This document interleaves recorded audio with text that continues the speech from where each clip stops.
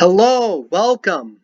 Those who want to learn Old Germanic heathenry, Old Saxon heathenry, or Aldsidu, which is also very, very similar to the Scandinavian heathenry of the Swedes, the Danes, the Geats, the Norwegians, and the Icelanders.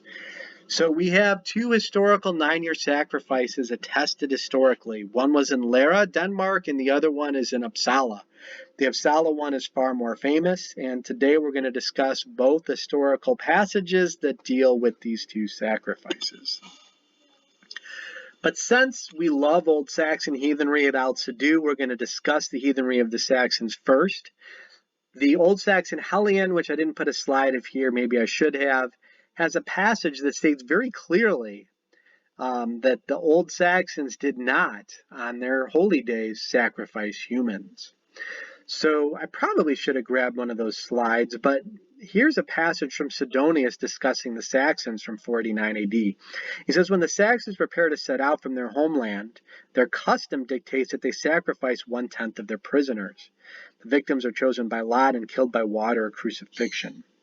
So I pointed this passage out because we have passages about the Saxons that imply that they did not sacrifice their own people.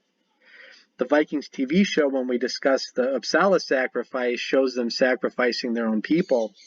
Adam of Bremen and Theodmar of Merseburg, when they discuss these sacrifices, they don't say whether they're killing their own people or prisoners of war. But I really strongly side in ancestral faith. If Germanic peoples descended from the Germanic gods, which the historical writings do make clear that they did, I do not believe that it would be wise to sacrifice their own people to their ancestral deities. Some people argue against me on that, but I don't think Sidonius is lying here that they sacrifice 1/10 of their prisoners.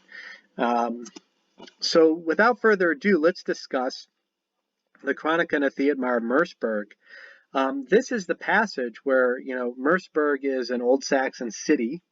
So interestingly, Adam of Bremen, who discusses the Uppsala sacrifice every 9 years, is a Saxon, a Christian Saxon, and Theodmar of Merseburg is also writing in Saxony. One's writing in Bremen, Old Saxony, and the other one's writing in Merseburg, Old Saxony. And so the only two attestations of it are writings by Saxons. But they're talking about other people. One is talking about the Danes, and the other one's talking about the Swedes. So what does Theodmar of Merseburg around the year 1000 say? And by the way, there's two reasons why the Danish 9-year sacrifice is not discussed often. One, it's not shown on the TV show Vikings. And two, modern Asatru likes to run from the Chronicon of Theodmar of Merseburg because it states very clearly that Christmas was on the solstice, which back then was December 25th. The solstice was December 25th in the Julian calendar. When the church switched to the Gregorian calendar in 1582 AD, the solstice moved to December 21st-ish from December 25th. So I bring this up because Christmas has been on December 25th since 336 AD, and this passage by Theodmar is not liked by modern Asatru because it states that Yule was after Christmas and not on the solstice, but was after the solstice because Christmas was on the solstice.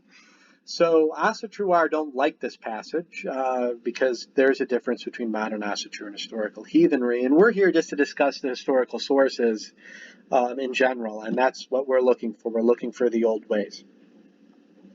However, I'm going to tear these sources apart. What I mean is we're going to use critical thinking and we're going to analyze them, how correct they are in this video. So let's get in. What did Theodmar of Merseburg say? He said, I have heard odd stories concerning their ancient midwinter or Yule bloats.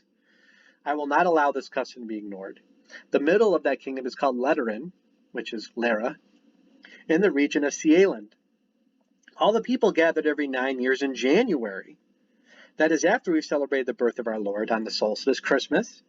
And there they offer to their gods sacrifices, 99 people, which is a lot, because Adam of Bremen says they only offered significantly less, 72 total sacrifices, and 9 of them are humans, but here it's 99 people. So did the Danes sacrifice 99 people and the Swedes sacrifice only 9?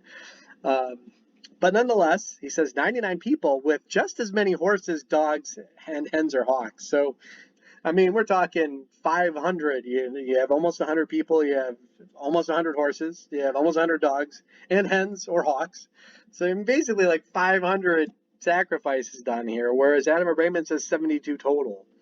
So these are different numbers. And here's the kicker. He says, for these should serve them in the kingdom of the dead and atone for their evil deeds. So I'm going to come back to this atoning for their evil deeds part. So what do we learn from this passage? The 9-year sacrifice was done in Lejre, Denmark at midwinter or Yule. And while I said we were going to critically think and analyze this passage and tear it apart, I do not think Theodmar of Merseburg is lying here. Okay, I don't buy his almost 500 total sacrifices of, that's a lot. But I absolutely don't, he has no reason to lie about the timing of it, nor does he have any reason to lie saying Yule is after Christmas and after the solstice. There's no reason for him to just say that, because it doesn't matter when Yule is. The issue to Theodmar of Merseburg is he thinks that heathens are bad and that they do these awful sacrifices. That's what he's concerned about, and that's where he's going to throw his bias in. So his bias is not about the dating of Yule being in January. It's about how evil Christians are or are not. So if you watched my videos before, we know that Yule or midwinter is on the night of Hokenot, which we know from the historical sources, from the rune staffs, the archaeological evidence, and the calendar rods, that Yule was on the first full moon after the first new moon after the winter solstice. So modern Asatru ignores the moon completely. They basically give the big giant middle finger to the moon and say, we don't follow you. We follow 8 solar points, solstices, equinoxes, and their midway points. They ignore the moon completely. They say they don't, but they do because all 8 of their holy days are on solar dates, fixed solar dates. But historical heathens, the word moon and the word month are related. A moon and a month. A month is a cycle of the moon. You add the th and it basically means a cycle. So we have a moon on the Norse calendar called Julermanuther, which is Icelandic, or Jolmanuther, which is Swedish. And again, the spelling does depend on certain locations in Scandinavia. But on the full moon, in late January, sometimes early February, is when Yule was. And also, I don't believe that Theodmar says everything correctly in this passage. I mentioned that the Danes did this to atone for their evil deeds. I'm on point number 2 now. The word atonement is a biblical Hebrew word. What does the word atone literally mean? We think the word atonement means forgiveness, but that's putting it in a modern context. In a biblical context, a sacrifice done in the temple in Jerusalem or in the tabernacle to Yahweh when they were wandering in the desert for 40 years, those sacrifices, blood would cover sins. So atonement means to cover. So Jesus' blood, in a Christian New Testament sense, covers the sin of Christians. This is absolutely not effing heathen. It's not. Heathens did not have concepts of atonement. They had concepts of shield. If you wrong somebody, you're going to pay money to compensate them. And there is a difference between compensation and atonement. Atonement is covering the sin to make it like it was never there. Whereas compensating, if you steal someone's sheep and you're caught, you compensate them by either giving the sheep back with some interest, or you pay the monetary value of what the person lost for the cost of the sheep and the wool that it would have provided for all that time. That is compensation. So these are different thoughts. Heathen thought is one way, Christian thought is another way. So when Theodmar of Merseburg says that heathens are doing sacrifice to atone for their evil deeds, he's full of the S word. Because heathens do not do sacrifices to atone for their sins. That is Christian, no offense or buts about that. And, is Theodmar of Merseburg right? Point number 3. The 9-year sacrifice was at Yule. I believe him. And I believe that it probably did include some prisoners of war. And it included animals. But I really doubt that it included 99 people, 99 dogs or hawks, and um, as many horses. And horse was a very common sacrifice, especially in Saxony. So I do believe that horses were sacrificed. We even have passages that I could quote in the sagas, many passages where they're sacrificing horses. No ifs, ands, or buts. And by the way, the Danes and the Swedes are closer geographically to each other than the Norwegians. So the Danes and Swedes are naturally the only two that are tested of doing 9-year sacrifice. Most of the Icelanders emigrated from Norway, and the Norwegians and the Icelanders are more similar than the Danes and Swedes. They all had the same 3 bloats a year. They all venerated the Aesir, so they had the same holy days. They had a lot of the same ideals. But the Danes, they went to Lejre as their main cult center, if they didn't just go to their own local sacred groves, or both. And the Swedes went to Uppsala. But the Norwegian Icelandic sources, most of the bloat symbols are clan-based, family-based, and local sacred groves. There are some temples too. So let's now shift from the Danish 9-year sacrifice in Lejre, and let's go to Adam of Bremen. But before we do that, well, actually, let's go straight into Adam of Bremen. But this is the paragraph before Adam of Bremen talks about Uppsala.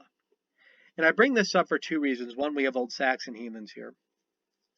But 2, this gives context of the surrounding passage that helps us better understand what Adam of Bremen is talking about with Uppsala. So immediately before he discusses Uppsala, he discusses the heathenry of the Saxons. And because he says some things in this paragraph that are inaccurate, it is a foreshadowing of inaccuracies that he mentions for the Norse, or the Swedes, I should say, because the Norse are Norwegians and Uppsala is a Swedish cult site. So excuse me. But Adam says, for the Saxons worship those who are not gods. Among them they venerated Woden. This is the Saxon spelling of Odin. I'm going to come back to that. Who they were to venerate on holy days, even with human sacrifice. Now, as I mentioned before, the Old Saxon Heliand, written by a Saxon to convert his own people, made very clear that the Saxons did not sacrifice people on their feast days. This is in the Old Saxon Heliand where he says, hey, the Jewish people didn't like to sacrifice people on Passover either, so you guys are like the Jews. So that's a big thing because, remember, if you study the Gospels, they were arguing if they should kill people on the feast days. And they chose to sacrifice Jesus and let someone else go. So that's a big passage in the Heliand. The Old Saxon writing is pretty clear. They did not do human sacrifice on bloat days. And here's something completely wrong. Adam of Bremen then says they did not think it was appropriate to define their gods in Roman temples or mold them in any likeness of human form. I totally disagree with that. We have god poles that are found in Saxony. No ifs, ands, or buts. I've seen them, like at Warendorf, the museum there. So they did do that. And second of all, we have attestation of there being a temple at the Irminsul.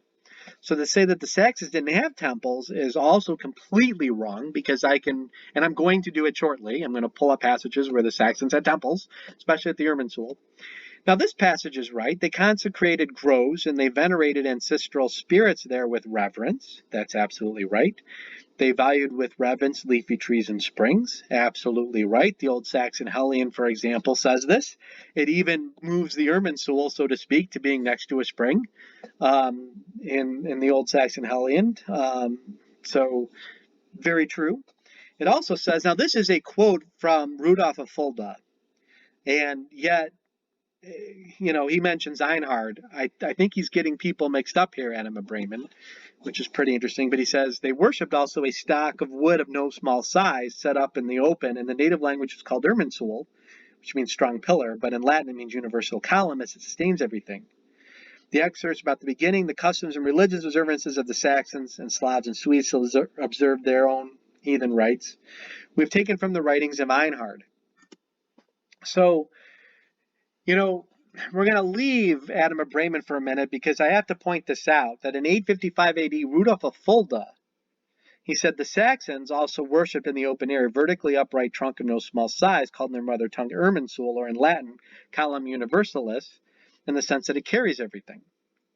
So no ifs, ands, or buts here. Adam of Bremen is not quoting Einhard. He's quoting Rudolf of Fulda. And Einhard, while he does write about the Saxons in his book Vita Carolini Magni, written around 830 or so AD, he does say some things about the Saxons, but he barely discusses their heathenry. He says they worshipped idols, and he basically says when they were forced to be baptized, they broke those oaths, as if an oath made under duress is a oath taken seriously. But Einhard really says very little about the heathenry of the Saxons. We have more writings about the heathenry of the Saxons than of Einhard by a long shot. But because Adam of Bremen might be mixing up Einhard with Rudolf of Fulda, I also start to doubt him. And I doubt him too because the Royal Frankish Annals, which, the Irminsul was destroyed in 772 AD, and the Franks wrote about it in the same year, 772 AD. They said the most gracious Lord King Charles, Charlemagne, held an assembly at Worms, and from Worms he marched into Saxony. Capturing the hill fort, not castle, at Eresburg, he proceeded as far as the Irminsul, destroyed this idol, and carried away the gold and silver he found. A great drought occurred so that there was no water in the place where the Irminsul stood, which is saying something because the Hellion says that there's a small spring there. The glorious king wished to remain there 2 or 3 days in order to destroy the temple completely. So the whole place was probably of immense size in order for an army to take 2 or 3 days to destroy it. And I do believe that the Irminsul was a large tree, and there was probably a small, emphasis small, I do believe it wasn't large. The whole area probably had numerous herger or stone altars. There's a giant tree that's considered holy. It's in a sacred grove on top of the hill you see pictured there. And it wasn't a place of immense size that took some time to destroy. But there's a temple mentioned there, and Adam of Bremen says there's no temples by the Saxons, which is clearly wrong. So before we even jump into his passage on Uppsala, which is next, he made errors in understanding the Saxons, and he's writing in fricking Saxony. So if he can't get Saxon heathenry right in Saxony, how well is he going to actually capture the exactness of Swedish heathenry when he admits at the bottom of this quote he heard it from a 72-year-old man who told him about 72 sacrifices, and the fact that 72 occurs twice in the passage makes me think Adam is probably not being truthful, because it must be a pretty interesting coincidence that there's 72 sacrifices along with a 72-year-old Christian man who witnessed all this telling him about this. But let's dig in. What does Adam of Bremen say about Uppsala? And let's talk about the meaning of Uppsala. Sala is a word that means hall. I'm not a linguist, but over time, Sala, or Seli in Old Saxon, S-E-L-I, became hell for hall. Hell is a word that means hall. I understand it doesn't in Christianity, but, the Greek words in the New Testament are Hades and Tartarus. The church did borrow a Germanic word to discuss the heathen afterlife, so to speak. But the word saloon and salon come from the word sala. So Uppsala means upper hall. And I'm not sure, because I'm not a linguist, how Sala became Hella over time. So go to the linguist for that. All I know is I study Old Saxon, and this is what I see in that writing. So what does Adam of Bremen say? He says, the Swedish folk have a famous temple called Uppsala. Near this temple stands a large tree with wide branches, always green in winter and summer. What kind it is no one knows. There is also a spring at which the heathens are accustomed to make their sacrifices, and into it they plunge a live man. If he is not found, the people's wish will be granted. The spring is situated close to the city of Sigtuna in Bjorko. Around the temple a golden chain is wrapped. Okay, I doubt that there was actually a gold chain, maybe golden. It hangs over the gable and sparkles from a distance to those approaching, because the temple stands on level ground, and that is true. If there was a temple there, Uppsala is pretty level, but surrounded by hills like a theater. No, I'm not Swedish, and I don't live in Sweden. I have my aunts, uncles, cousins living in Germany. I was born and raised in America. I've been to the Saxon holy sites in northern Germany, but I've seen the YouTube videos by Swedish scholars from the University of Stockholm discussing Uppsala in Uppsala itself, and they clearly state that the only hills here are grave mounds, and the idea that there are hills surrounding it like a theater is wrong. So I think Adam of Bremen is wrong with that. And again, I have no reason to distrust the Swedes talking about their own land, because the Swedes have no reason to lie about their own land. Adam of Bremen continues, he says, in this temple, which is entirely decked out in gold, I'm going to stop there again. I absolutely do not believe that the heathens had that much gold. Sure, they probably valued gold. I'm sure they stole it in their raiding and they acquired it in their trading. But what we know about Germanic temples is that they were typically made of wood, and runes were carved or written into wood. The idea that they're overthrowing it with gold seems to be not accurate here, and most scholars doubt it too. And the people worship statues of three gods. The mightiest of them, Thor, occupies a throne in the middle. Woden, here's an Old Saxon spelling for Odin, which is pretty weird because Adam of Bremen is a Saxon, so he writes the Old Saxon spelling, but yet he gets the Scandinavian spelling because the Saxon spelling of Thor is Thunor or Donar. But here he says Thor, so he says the Scandinavian spelling of Thor, the Old Saxon spelling of Woden, and then a misspelling of Freyr as Frico. And they have, so Woden and Frico are subservient or lesser than Thor. Thor is the mightiest of them, and Woden is on one side and Freyr is on the other side. The people also worship heroes made gods whom they endow with immortality due to their remarkable exploits. There, I think he's confusing ancestral veneration, or he's ripping on heathen gods, making fun of them, saying they're really dead people that became gods. And then he says, for all their gods, there are appointed priests to offer sacrifices for the people. If famine or plague threaten, a libation is poured for the idol Thor. And again, I'm going to pause because, you don't go to Thor for wisdom or fertility. You go to Thor because you need his strength. Okay, Thor's not the wise one. He's not the god of fertility. That's definitely Freyr. If there's too much cold, you go to Thor for him to beat the frost giants away so the warmth of summer comes quicker. And he scares those frost giants back off north. That's what you go to Thor for. And then if war, you go to Woden, which I find interesting because every Germanic god is a god of war. Why would you not go to all the Aesir for war? And then if marriages are to be celebrated, you go to Frico, which I do believe is Freyr, but is misspelled. Yes, I do believe Freyr has fertility functions, but keep in mind the Aesir are not like the Roman pantheon, where each god, the Romans and the Greeks in their pantheons, each god has their own purpose. Hades is the god of the underworld, for example. They all have gods of a specific thing, and they all have their own distinct roles. In Germanic heathenry, all of them are gods of war, and they don't always have distinct roles. It appears to me that Adam of Bremen is thinking more Greek-Roman here. And then he says it's customary to gather at every 9-year intervals in Uppsala. A general feast is done over all the provinces of Sweden. And here I think he's telling the truth. He says all Swedes must attend this feast. No one is exempted. Kings and all people all send their gifts, or probably bring their gifts, to Uppsala. What is most distressing is those who have adopted Christianity have to pay to redeem themselves from these ceremonies. I actually agree with Adam there. I think that that's probably right because, again, Christian concept is atonement, but heathen concept is to pay shield. You don't want to attend, well, you're going to still give your worth to the gods because, we are a tribal people and our clans are a part of the tribe.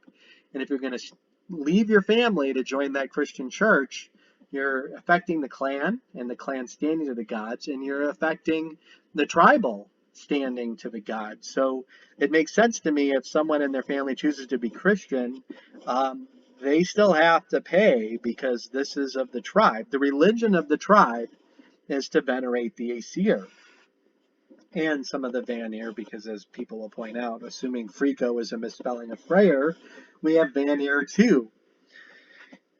And then it says the sacrifices last for 9 days. So on each day they offer one man with one of the other beings. So in the Vikings TV episode, they're showing all of the sacrifices done, all the humans done on the last day. But according to Adam of Bremen, who's the only historical attestation of what happens in Uppsala, which is another reason why scholars question it. Why do we have only one attestation of it? But, we have sacrifices or bloats lasting for 9 days. And this is in contrast to Ynglinga Saga, the Poetic Edda. There are 3 major passages. One's in the Poetic Edda that says Yule was a 3-day feast. And we have several saga passages where people put off wars and duels because they need to keep the 3 days of Yule holy. Modern Austria doesn't discuss this because they want to keep the 12 days of the Christ Mass going, saying Yule was 12 days when, the 12 days of Christ Mass is the 12 days between the Roman Christmas and the Greek Orthodox Christmas. That's a Christian thing. Germanic heathens had 3 bloats a year, and each of them were 3 days. So the whole 9 days thing does have me scratching my head a little bit, because we have Swedish sources that imply 3 days as well. And it says this feast takes place at the time around the vernal equinox. Now I'm going to address that because it's around the time, not the time, which then implies to me it's during disting. But I'm going to come back to that. It says they hang the bodies of the bloats in a sacred grove next to the temple. Now that part doesn't surprise me because even the old Saxon writings state when the Saxons sacrificed prisoners of war, they hung them on trees. And in the Christian writings, they had to explain. It's very clear in the historical writings. The Christians are explaining to the Saxon heathen nobility readers, saying, you know how you guys hang people to Woden on trees? Well, the Romans nailed Jesus to a cross. So they always say hung on trees to Woden or nailed to a cross to the god. That's how they explain what crucifixion was, because Germanic peoples did not really understand Christ being crucified as atonement for all mankind. That was a new concept to Saxons and Swedes and Norwegians, etc. So I do believe if they did sacrifices, they would have hung human bodies on the trees. I don't think they would have hung the animals there, because a bloat is really putting the blood of the animals on a stone hair. So when we compare this to the historical sources that imply the heathens ate the animals they sacrificed, they used the skins for food. Sometimes they put the head of an animal on a spike or a spear in the ground, and they left some of the skins attached to the head. We have archaeological evidence for that, and this passage by Adam of Bremen contradicts all of that. So, the 9 days makes me scratch my head a little bit, but in fairness, 3 bloats a year that are 3 days long, you do have 9 total bloats. And some people do argue that Sigurd bloat was 9 days, and we even have a passage that implies that it may have been 9 days. But that would mean that this is not disting. This is done in late April or early May. But I'll come back to that. And the temple is so sacred to every heathen that all believe even the trees in the sacred grove are all divine. Now, sacred grove, the title of the sacred grove implies that the area is sacred. So I understand that, but, and kind of agree with that. But then it says here, a Christian who is 72 years old, a 72-year-old Christian talking about 72 being sacrificed. I find the number 72 twice to be a little too coincidental. And he says he saw the bodies hanging there in the trees posthumously. Their incantations sung that are so evil is better to keep silent about it. Did heathens do singing? Yes, they sang poetry all the time. The Eddas were probably originally sung around a fire, not just told. Often these poems were sung as well as told around the fire. So I have no doubts that there was singing done. but I can't imagine it. If Adam of Bremen overheard it, what could be so evil about a poetic story that it's better to keep silent about it? So I kind of laugh at the last part of that passage. But now let's really tear this passage apart. What do we learn from this passage of Adam of Bremen and the 9-year sacrifice at Uppsala? Okay, it says it was the Uppsala temple was next to a large tree, and that's probable. I do believe the Saxon Irminsul was probably a large tree. I used to think it was a large god pole. I'm now kind of changing my mind. I think it was a large tree with 3 god poles inside a temple, just like the Uppsala. Adam of Bremen mentions 2 seasons, winter and summer, but we all know that heathens had only 2 seasons and midpoints of winter as a holy day. This part was very interesting. He mentioned a man drowned in a river, and right away I think of Tacitus's testimony of priests being drowned to Nerthus. The similarity of Tacitus's passage of priests being drowned in a river and a sacred mystery behind it. Either this was common in Germania. We do have bog sacrifices, for example, especially those found like the Torsberg Moor, for example. So I do think that there were some bog sacrifices done in historical heathenry. But the passage strikes me a little too Tacitus-like. So I tend to wonder if Adam of Bremen was inspired by the writings of Tacitus when he said this. It's possible he wasn't, but some of the wording is a little too similar for me. Adam gives the names of 3 gods who had large idols inside the temple, and I believe that. Even in baptismal vows, we have like the one forced upon the old Saxons. We have a baptismal vow found in a writing dated 795 A.D., where the Saxons were forced to renounce 3 gods. And it would not surprise me that the 3 gods that they were forced to renounce were also pillars or god poles inside the temple hof next to the Irminsul. And I feel that too, because remember, Adam of Bremen is a Saxon writing in Bremen, a Saxon city. So how much does a Saxon Christian know about Swedish heathenry? I would guess very little. So he's probably hearing rumors of what the Irminsul was like 250 years prior, actually 300 years prior. Adam's writing in 1073. The Irminsul was destroyed in 772, so that's 301 years apart. But a temple with a large tree next to it sounds a lot more like the Irminsul, and the fact that he uses an Old Saxon spelling for the god Woden tells me he doesn't really have all of his ducks in a row. The statement, as I kind of alluded to before, Thor being the supreme god to the Swedes, just sounds very monotheistic to me. The Germanic peoples venerated the Aesir, all of them. The idea of one god being supreme, I mean, maybe they would consider Woden, Allfather, supreme. And, by Norse place names, I should say all Scandinavian place names, we know some area Thor was more sacred than Odin, and the sites to Thor are more numerous than Odin. So I bet Thor was probably the more popular god, but all the gods were still beloved, and these are polytheists. So the idea of a supreme god just sounds a little too Christianity to me, especially the Swedes. I mean, Freyr, the Yinglings trace their descent to Freyr. So, the Swedish royal house, the kings of Sweden, are tracing their descent to Freyr. So why would Thor be the supreme god? Again, if we're going to use critical thinking and compare all the sources to each other, I have some issues with Adam of Bremen, because saying Thor is the supreme god, I'm not so sure I buy that, if that was really the case to the nobility of Uppsala. And Adam says all Swedes must attend, even the Christian Swedes, which I did discuss. He says 72 animals were sacrificed over 9 days. And he states the gathering was near the vernal equinox, and we know Disting was 2 full moons after Yule, and we know the Yule full moon was at late January or early February. So really, Disting is the time of the vernal equinox.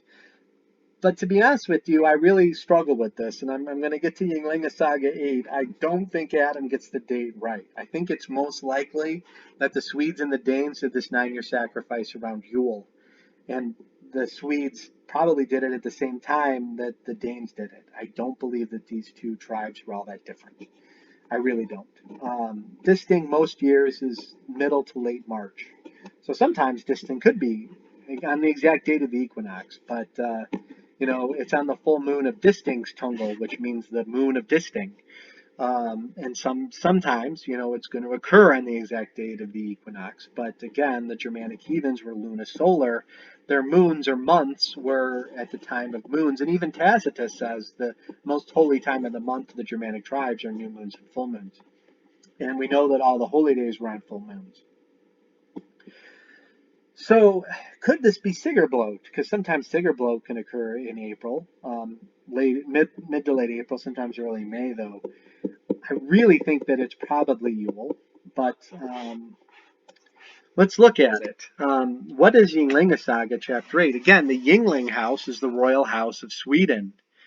And what does the Ynglinga Saga state? It says Odin established the same law in his land that had been in force in Asaland. On winter day, which is the first day of winter, there should be a bloat for a good year. In the middle of winter, or Yule, there's a bloat for a good crop. And the third bloat should be on summer day, victory bloat. There are 3 passages in particular, 3 huge passages, one in the Poetic Edda and 2 in the Sagas. It's even more than that state Yule was 3 days. So a 9-year sacrifice I'm struggling with, or a 9-day sacrifice I struggle with. But 3 bloats for 3 days each, that makes a lot of sense, and it equals what's on the runic calendar rods and the runic calendar staffs, the archaeological evidence, and it matches the sagas far more. So 9 days, it's a lot of time. That's a lot of time, and I don't see any of the 3 major bloats being a 9-day bloat. Historically, I see 3 bloats. Typically mid to late October to early November, mid to late January to early February, and mid to late April to early May through the lunar calendar. I don't see any of them really lining up with the vernal equinox, unless you count Disting. But Disa bloat is winter nights. That's when they did a bloat to the Disir. It's also called house bloat. So winter nights has at least 3 titles, and there's even more. Disa bloat was done in Iceland, for example, according to the sagas, so that the Disir were bloated to. But Disa bloat and Disting are 2 different things. One occurs in Disting's Tungal, and Disa bloat occurs during winter nights. So Disting is not a bloat. So I really struggle with it being on Disting. It has to be one of the 3 major bloats that they would do the 9-year sacrifice on. Now I asked at the bottom of this slide because I'm fluent in Old Saxon, but I'm not fluent in the Scandinavian languages. I'm okay. Heimskringla Ola Saga Helga, if someone in the comment section who knows Icelandic better than me wants to look this up. But this is my translation. In Sweden, there was an age-old custom while they were still heathen that there would be bloat in Uppsala during Goa, and I put moon in parentheses because Goa is a moon, but it doesn't say Goa moon. But I have to explain to my hearers that Goa is a Swedish name for a moon. It's also spelled Goje, G-O-J-E. It depends where you're at in Scandinavia what this moon is called. And at this time, they would do a bloat for peace and victory, and people from all over Sweden were to resort there. Some people translate this passage that the chief bloat was done during Goa. But I have a difficult problem with that because if I were to count, and I did this once, in Heimskringla, midwinter or Yule is referred to 103 times. In the entirety of all the sagas and poems and the Eddas, Sigerblot is mentioned twice, and both times it's in Heimskringla. And if Yule's mentioned only 103 times in Heimskringla alone, it's absolutely mentioned in all the other sagas, and it's mentioned in the Poetic Edda, for example. So what I'm trying to say is Winter Nights is mentioned more than Yule. Winter Nights is the most attested bloat of the year. And Yule's a close second, and they're mentioned hundreds of times. we have a whopping 2 mentions of Sigurblot. So Sigurblot's only mentioned twice, and I've mentioned both quotes in this video. Ynglinga Saga chapter 8 and Heimskringla Ola Saga Helga 77. So I really doubt that the chief bloat would be Sigurblot because it's mentioned so infrequently compared to Yule. So for any of you, if your Icelandic is better than mine and you can read this passage, please verify if it should be translated chief bloat, because this is my translation and I'm not very good because I'm really fluent in Old Saxon and read that every day. I'm average and I'm a Saxon heathen, so I'm trying to study the Old Norse to keep my knowledge rounded, but please put in the comment section if you think my translation is right. And hey, please come visit us at www.aldsidu.com. Visit my many blogs. I even have a blog. If you want to see a written form of this YouTube, go to www.aldsidu.com/blog, scroll down and see my 9-Year Sacrifice blog. Please like and subscribe. And thank you so much for watching, and love to hear what you have to say if you agree or disagree with me kind of tearing apart these passages. But thank you for watching, and please keep coming back, checking for more new videos.